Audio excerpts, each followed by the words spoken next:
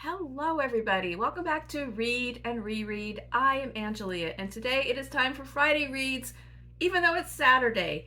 Yesterday got rescheduled to today due to unforeseen events. So what happened was that my daughter, who you have seen on here before, Emma, at college, she lost all her keys, and it's sort of unbelievable because she's got this gigantic conglomerate thing with like 1,000 keychains, and it's huge. It weighs like 5 pounds. Anyway, the whole thing vanished. So her apartment key, her car key, some other keys for things at school and the science lab. So she just lost all this stuff. And we did have a spare key to that car. So we couldn't help her with all the other stuff, and she's trying to, follow up through all the different lost and founds, and because it could have been on the shuttle bus, or it could have been outside somewhere, or all this stuff. So anyway, we drove up there yesterday. It's about 3 hours, and we drove up there, gave her the keys, had lunch, and drove back. But that kind of filled up the whole day. So anyway, it's time for Friday Reads. I actually have quite a lot of books. TV shows, I have nothing to say. I'm watching, I'm not even, same stuff. And now the World Series has started and the Rangers are in it. So that's kind of taken over too. And also the Mavericks. And anyway, so let's just move on to the books. So anyway, yeah, and I have a lot. I don't know. I read a lot this past week, and I really didn't realize it until I stopped to pull it all together to make the video. And I was like, whoa, this is quite a lot. So first of all, I did finish Cranford. I talked about it last week, but it was it was an enjoyable reread. This is a good book for the quieter pace. It's about a town of mainly women in a small town in Victorian England. And what I really liked about this book, my favorite part of this book is near the end when one of the characters suffers a financial downfall. All of these ladies that have been very circumscribed by their own little polite rules, and they spend a lot of time worrying about, well, what's she going to do? And are we going to go to this event and da-da-da-da?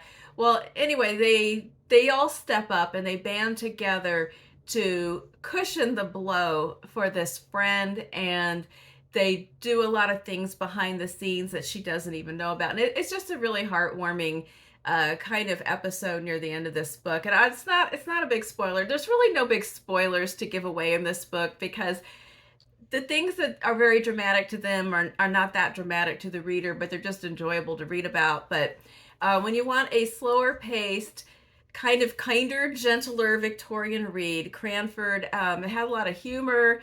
I liked it. It might be a little too slow paced for some people, but I enjoyed reading it again.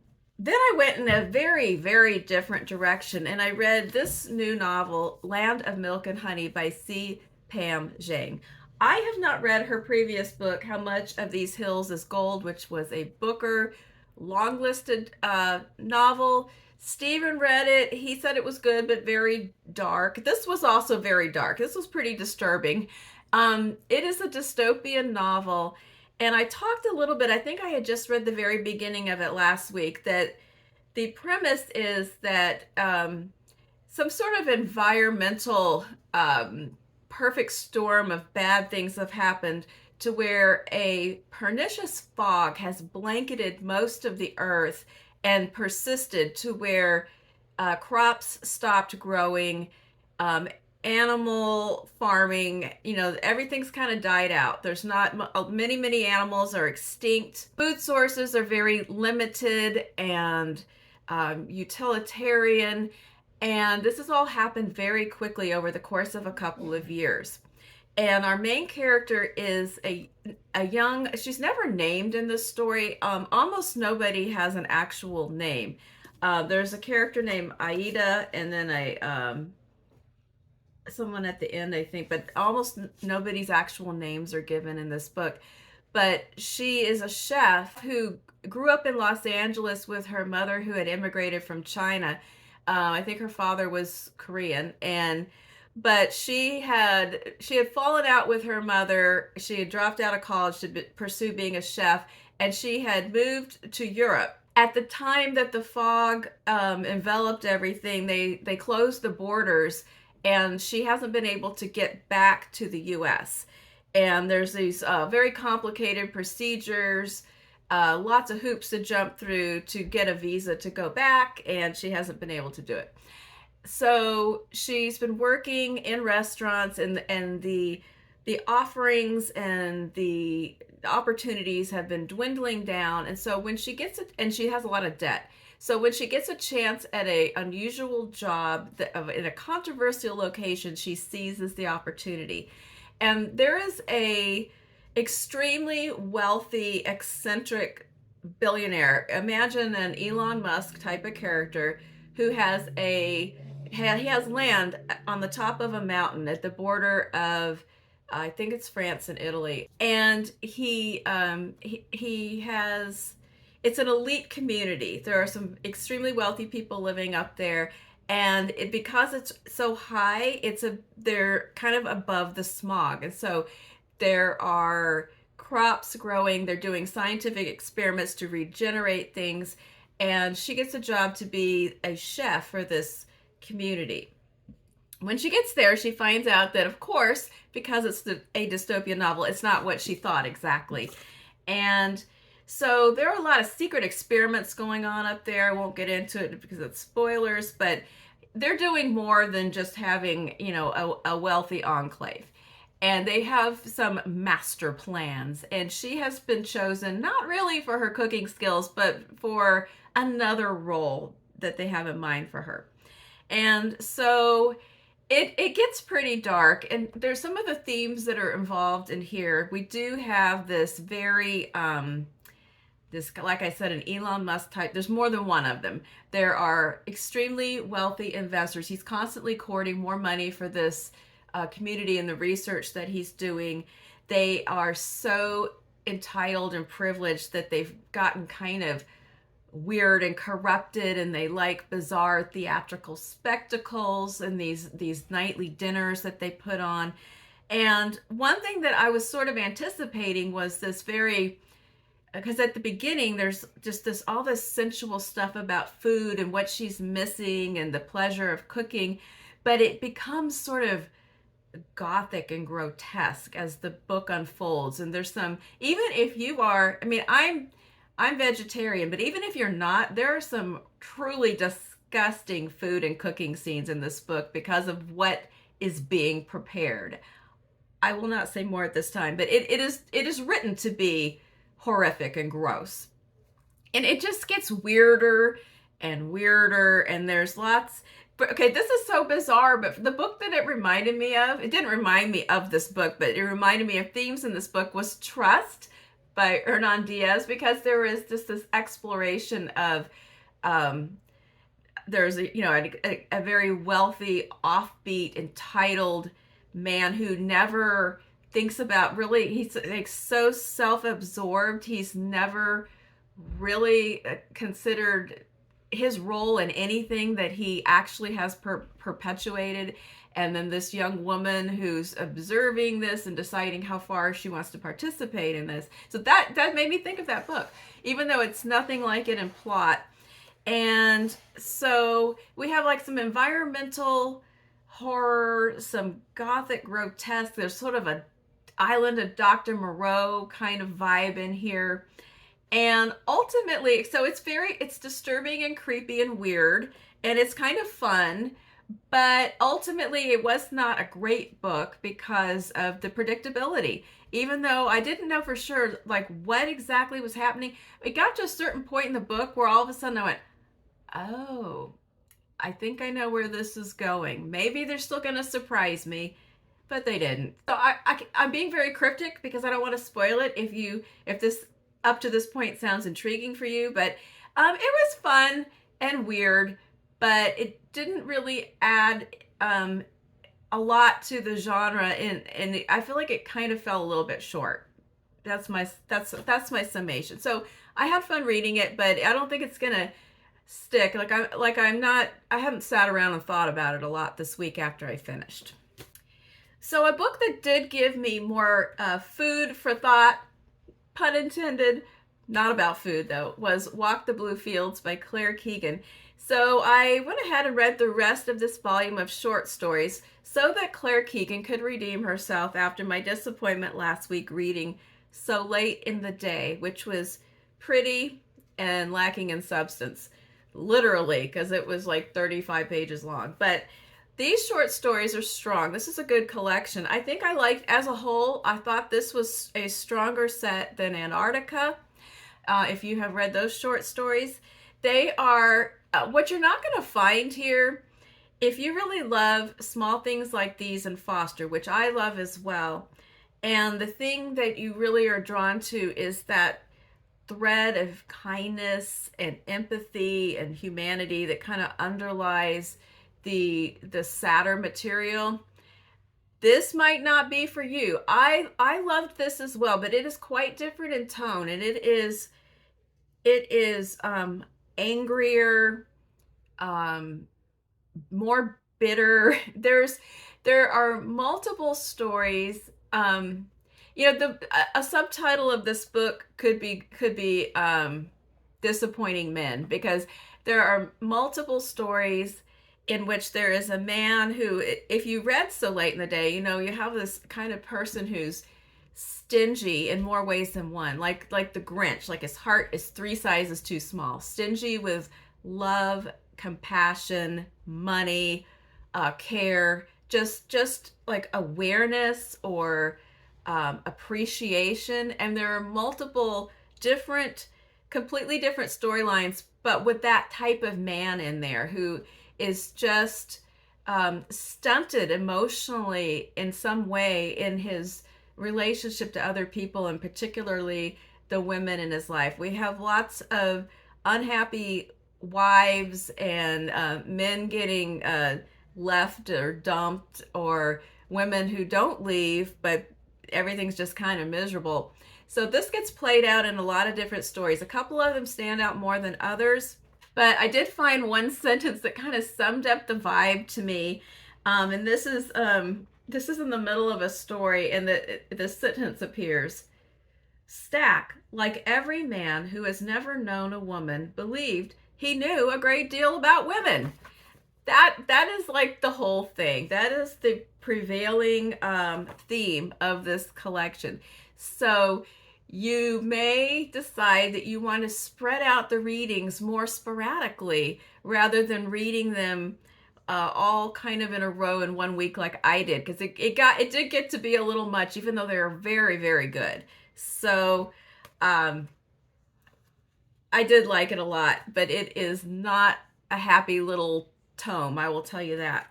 And then, so after that, did I go ahead and read something light and fun and refreshing? No, reader, I did not. I read Wandering Souls by Cecile Penn. This definitely was the best book of the week, in my opinion. It's very sad.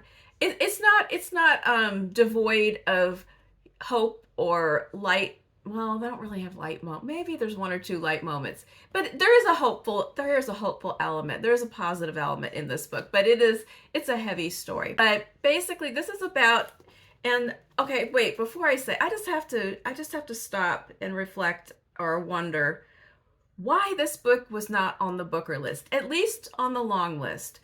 Now, I haven't read every single book that was on that list, but of the ones that I did read, I'm still saying, really, you couldn't find a spot for Wandering Souls for real, because it's really, really strong. A teenage girl named An and her 2 brothers, Min and Tan. That might not be the best Vietnamese pronunciations, but this teenage girl and her 2 kind of preteen brothers leave Vietnam in the 70s, and the family has a plan. They are going to escape by boat in 2 sets. There's her parents, and there's 7 siblings in all.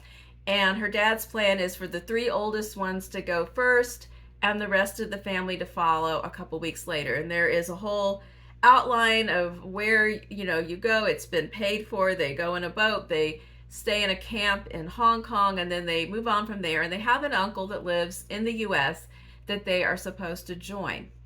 But things go terribly wrong, and not to give away the specific details, but An ends up being in charge of her two brothers and on her own. And it is a book about several things. It is about, on plot wise, it is about their journey.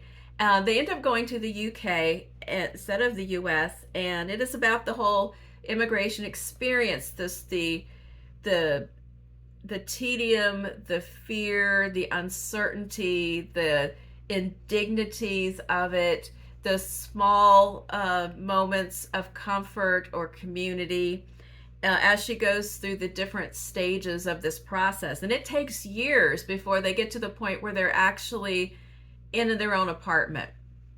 And interspersed, we have a really beautiful narrative structure where we have third person passages that are about this trio, and mainly from An's point of view. And then we have some other chapters that are narrated. We have a narrator that we don't really know who it is for a long time, but it's somebody in the current day who is researching the events of this time period and trying to fill in the holes in their knowledge about what happened to Vietnamese refugees, and in light of their own family history. And then we also have the most heartbreaking segments of the book are narrated by a ghost. And I'm not going to say anything more about that, but they are absolutely devastating chapters. So the book is about that journey, and it's also about the immediate grief of the things that they are dealing with while trying to survive and navigate in all of these new settings. And then there's the issue of transgenerational trauma as well, and also the things that were going on in Thatcher's England that made everything much more difficult. It is a beautiful novel, and it is a short novel. I just kind of engulfed it in a couple of days, and I highly recommend Wandering Souls when you are in the right frame of mind for a story with heavy things to ponder. All right, so that leads us to what I am reading right now. And even though we have a few days left in October, I am so excited about my November TBR that I've already started my November books. So you may be surprised to see that I picked up Square Haunting, the one that was causing me the most trepidation, because I decided, well, why not start with the one that I'm feeling really iffy about and just see what happens. So I have not read a ton. I'm only on page 56, but so I'll talk more about it maybe next week. But so far I am very intrigued about this story about 5 different women who all lived in the same neighborhood, Mecklenburgh Square in London, in the period between the world wars. And I think it's going to be sort of a feminist history of their lives, the intersections that they shared, not necessarily with each other, but maybe some people in common, and the kind of ways in which they were trying to expand the boundaries of women creatively, professionally, and personally. So I've just started a little bit. I'll talk more about it next week. And for fiction, I started reading The Plague of Doves by Louise Erdrich, and I am really enjoying it so far.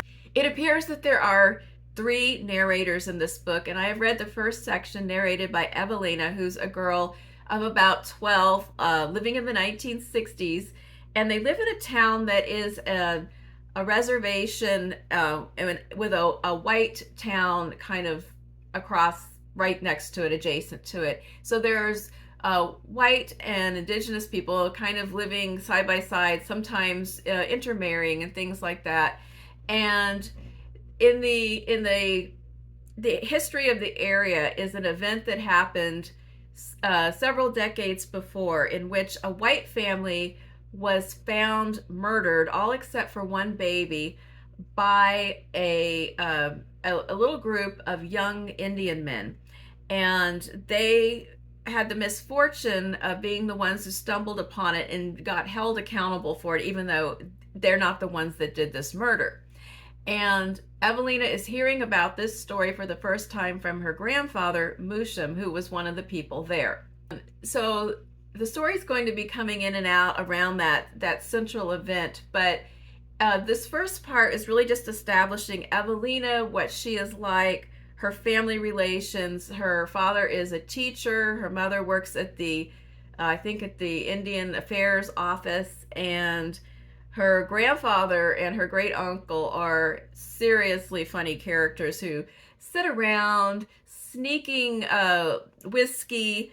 They like to bait the local priest and troll him and get him a little drunk and start telling him vulgar stories. And there's a piece right at the beginning that gives you a hint of the style where Evelina is thinking about how her family has a tendency for rather dramatic romantic situations. And here's what she says. Our family has maintained something of a historical reputation for deathless romantic encounters. Even my father, a sedate-looking science teacher, was swept through the Second World War by one promising glance from my mother. And her sister, Aunt Geraldine, struck by a smile from a young man on a passenger train, raised her hand from the ditch she stood in picking berries and was unable to see his hand wave in return. But something made her keep picking berries until nightfall and camp there overnight and wait patiently for another whole day on her camp stool until he came walking back to her from the stop 60 miles ahead.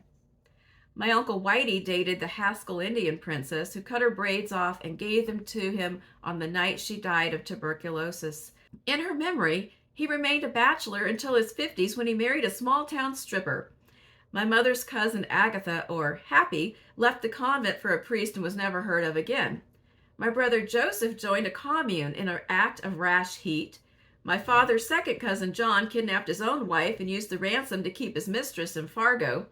Despondent over a woman, my father's uncle, Octave Harp, managed to drown himself in 2 feet of water, and so on. As with my father, these tales of extravagant encounter contrasted with the modesty of their subsequent marriages and occupations. We are a tribe of office workers, bank tellers, book readers, and bureaucrats. The wild of us, Whitey, is a short-order cook, and the most heroic of us, my father, teaches.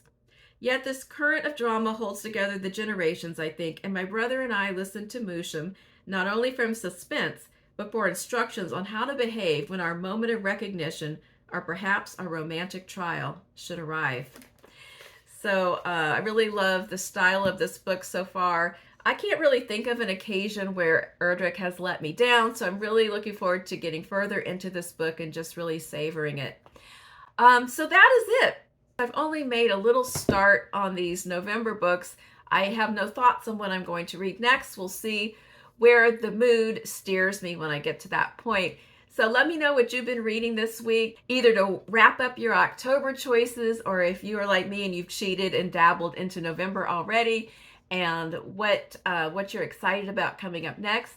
I am planning to do, I'm going to revive the Time Warp Tuesday video and delve into one of my old journals for my next video. So that'll be on Tuesday. And until then, I hope that you have a wonderful weekend, and I will see you again soon. Bye-bye.